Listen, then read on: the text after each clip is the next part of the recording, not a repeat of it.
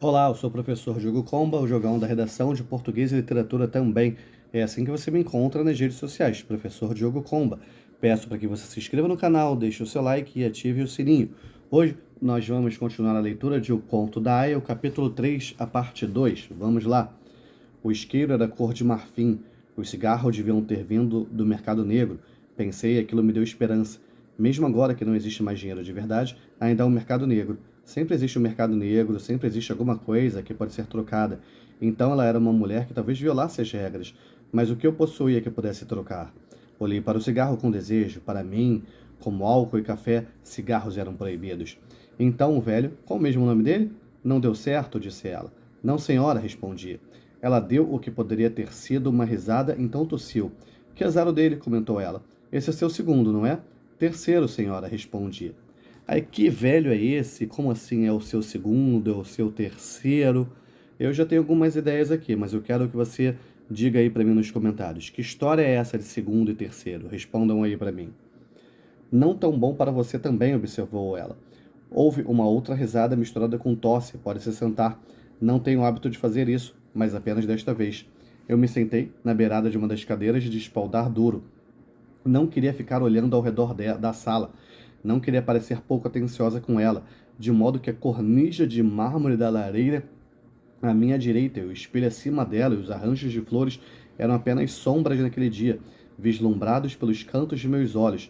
Mais tarde eu teria tempo mais do que o suficiente para observá-los. Agora o rosto dela estava na mesma altura que o meu. Tive a impressão de reconhecê-la, ou pelo menos que havia algo de familiar nela. Um pouco de seu cabelo estava à mostra, por baixo do véu. Ainda era louro, então pensei que ela talvez o oxigenasse, que tinta de cabelo era outra coisa que ela poderia conseguir no mercado negro, mas agora sei que é louro de verdade.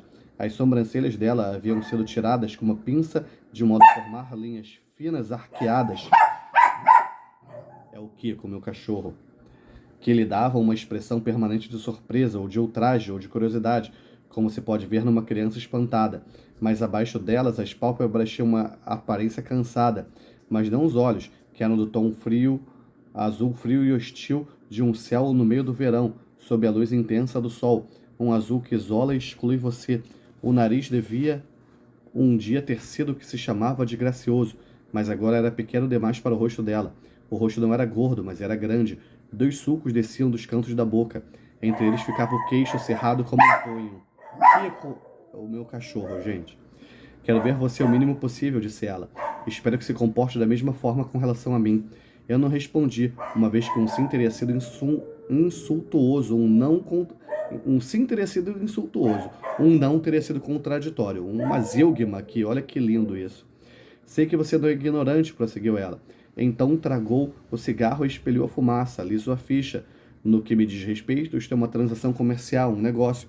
Mas se me trouxer problemas, darei o troco da mesma moeda. Também lhe darei problemas. Está me entendendo? Sim, senhora, respondi. Não me chame de senhora, disse ela com irritação. Você não é uma Marta. O que é uma Marta, né? É o Kiko. Não perguntei se eu deveria chamá-la, porque podia ver que ela esperava que eu nunca tivesse a oportunidade de chamá-la.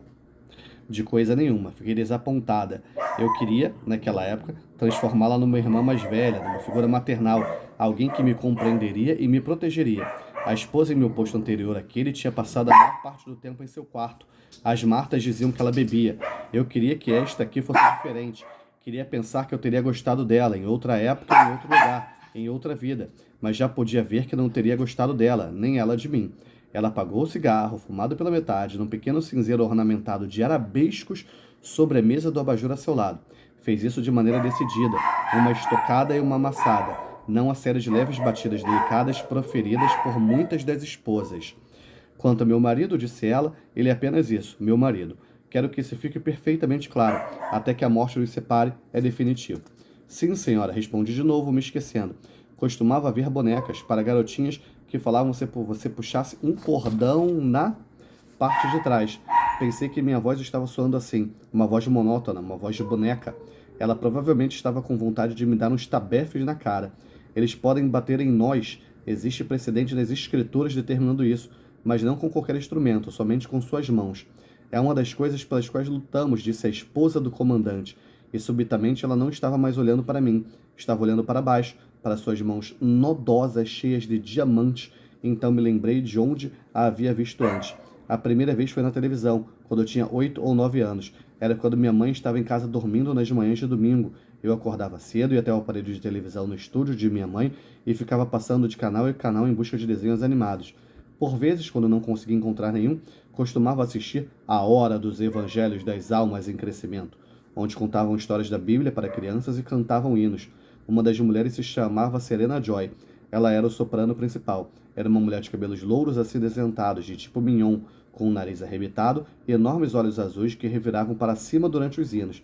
Ela conseguia sorrir e chorar ao mesmo tempo, uma ou duas lágrimas escorrendo graciosamente pela face, como se respondendo a uma deixa, enquanto sua voz se elevava às notas mais altas, trêmula, sem nenhum esforço. Foi mais tarde que ela passou a se dedicar a outras coisas. A mulher sentada na minha frente era Serena Joy, ou tinha sido, outrora, de modo que a situação era pior do que eu havia imaginado. Digamos assim, plot twist, aí no finalzinho desse capítulo. Em breve a gente vai para o capítulo 4, beleza? Lembrando, né, que no capítulo 3, parte 1, eu anotei algumas coisas aqui que seria legal vocês terem atenção. Não sei se eu já falei, mas olha só. A questão da esposa do comandante, que lance era esse de comandante, quem era o guardião, quem eram essas esposas, por que já houve mais jardins, quem são os anjos da frente de batalha, que lance esse de cruz e estrela, vergonha de quê, que posto, quem era tia Lídia, que lance esse de Marta, traje cerimonial azul claro, não é fácil para as esposas dos comandantes, e o que era o mercado negro. Faz o seguinte, se você ficou comigo até agora, comenta Marta, certo? Comenta Marta com mais de uma exclamação. Uma, duas, três, sei lá, quantas você preferir, beleza? Que a força e a inspiração estejam com vocês, sem dizer adeus jamais.